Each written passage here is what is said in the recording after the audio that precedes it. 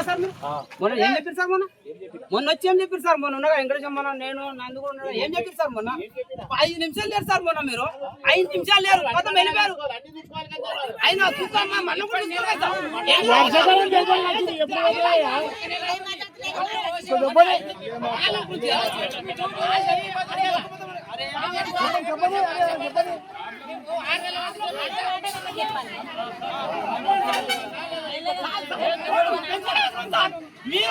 మీకు ఇష్టం లేక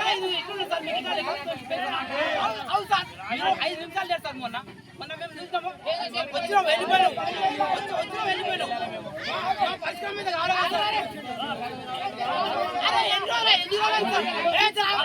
మొన్న ఎన్ని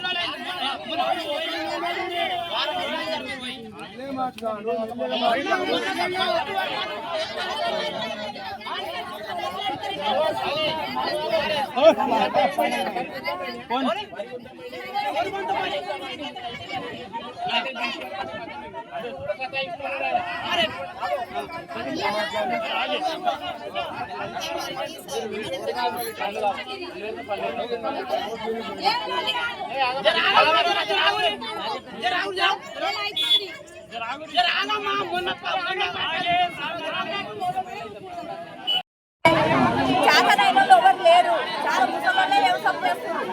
వర్షం పడితే మా బాధ ఎట్లా చెప్పుంటే ఇప్పటికీ కొన్ని ఒక జంతులకు తప్ప మొత్తం ఒడ్లు లేవు కాట జలాలపురం ఎందుకు ఆగిపోతుంది చెప్పండి.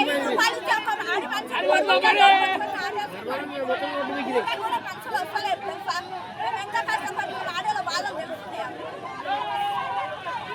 1500 ఇస్తున్నాం, ట్రాక్టర్లకి ఎన్ని పైసలు అంటే అన్ని పైసలు ఇస్తున్నాం. అన్ని లెక్క పట్ట మాకు రూపాయి చేసుకొస్తలేదు.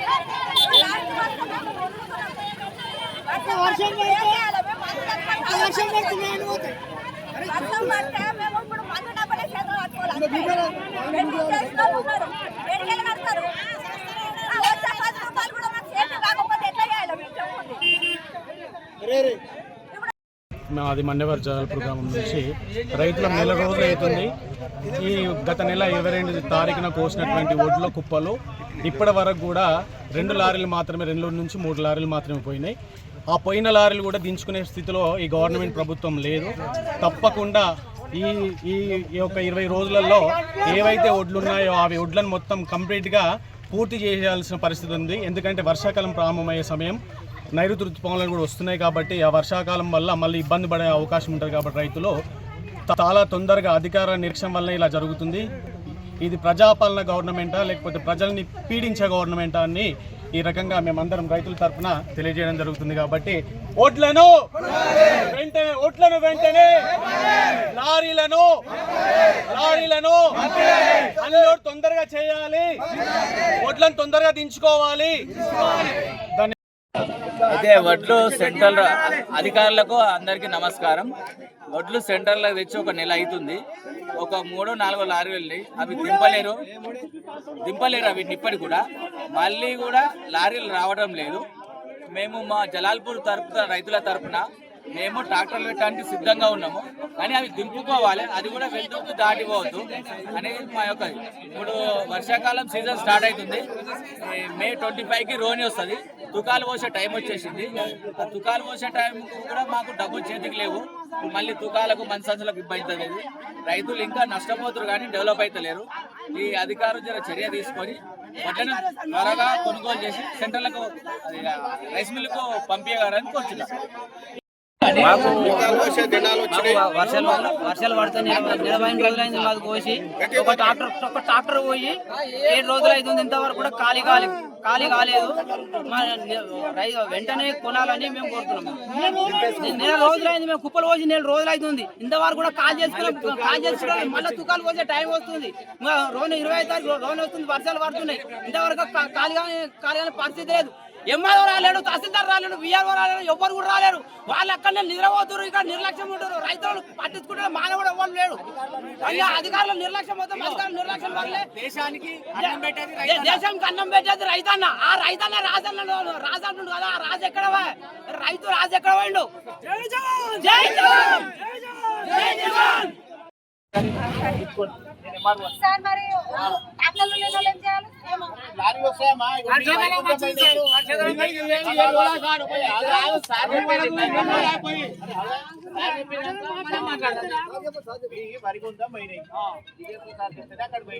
అక్కడ ఏం చేసి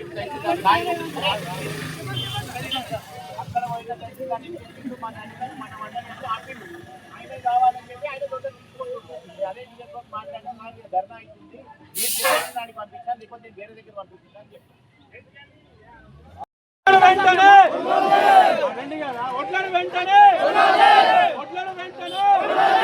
అధికారుల నిర్లక్ష్యం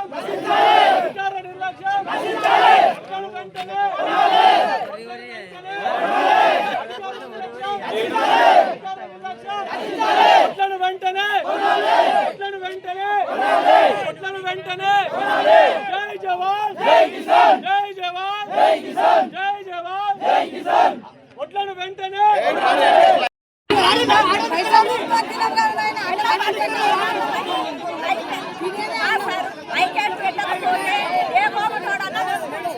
ఎక్కడి అక్కడే పాసాలు చేస్తారు ఐకేట్ పెడతారు బంద్ చేస్తారు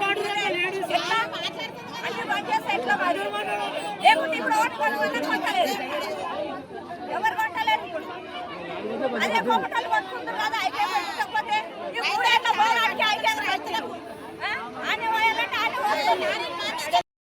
గ్రామంలో మొత్తంలో 3 సీరియల్ నడుస్తుంది 2 లారీలు పోయినాయి మొత్తం పోవాలంటే ఎంత టైం పడుతుంది మళ్ళీ కాలం వచ్చింది వానలు పడితే అవి కూడా మొలకలు వస్తాయి మాకు పూర్తిగా నష్టం జరుగుతుంది ఈ నష్టం మీ గవర్నమెంట్ వర్తిస్తుందా ఎవరు భరిస్తారు రైతుల మీద పడుతుంది బాధ్యత అంతా రైతులు ఎట్లా బతకాలి ఎట్లా చేసుకోవాలి మరి ఉరి పెట్టుకునే బాధ్యత ఇంకేం కావన్నా బతకనా ఈ ఒడ్లు పండించాలి మందు డబ్బులు తెచ్చుకొని నేనే కూర్చుంటాం మళ్ళీ 2 రోజులలో లేవకపోతే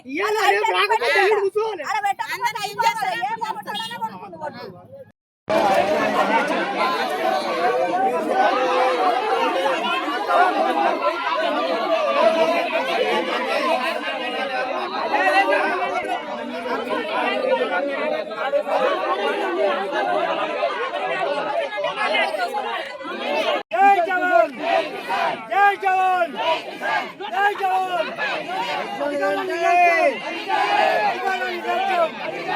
అధికారుల నిర్లక్ష్యం జై జవాన్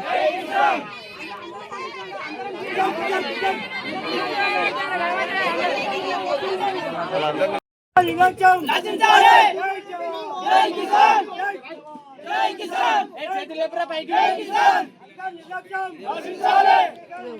నశించాలి